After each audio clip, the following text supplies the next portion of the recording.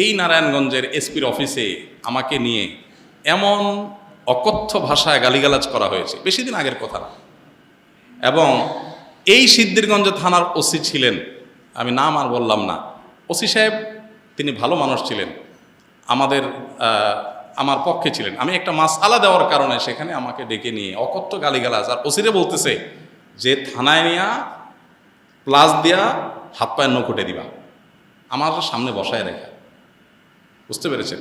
খুব গর্ব করে তিনি অমুক ছাত্র রাজনীতি করতেন, গর্ব করে বলতেছেন আমি ছাত্রলীগের রাজনীতি করতাম। এই নারায়ণগঞ্জের এসপি, এই বর্তমান এসপির কথা আমি বলছি না, এর আগে যিনি ছিলেন।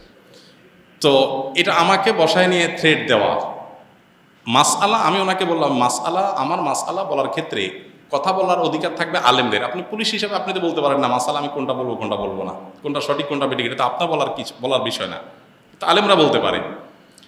তো উনি খেপে গেলেন।